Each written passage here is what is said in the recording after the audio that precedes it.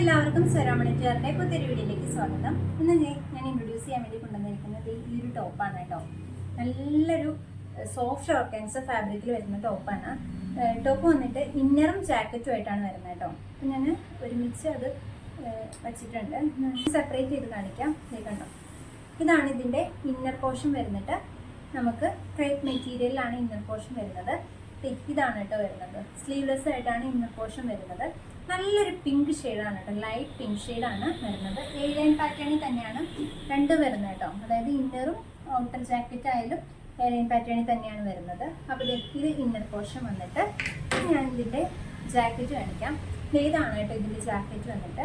ഇത് വന്നിട്ട് സോഫ്റ്റ് ഓർഗാൻസയാണ്. നല്ല കംഫർട്ടബിൾ ആയിട്ട് വെയർ ചെയ്യാൻ, നമ്മുടെ സാധാ ഓർഗാൻസ മാതിരി ഇറിറ്റേറ്റിംഗ് ഒന്നുമല്ല.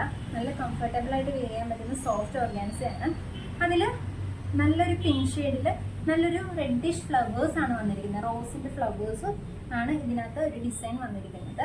ഇനി ഇതിൻ്റെ സ്ലീവ് നോക്കുവാണെങ്കിൽ 3/4 സ്ലീവ് ആണ്. സ്ലീവ് വന്നിട്ട് ഒരു ചെറിയ പഫ് സ്ലീവ് ആണ് കേട്ടോ.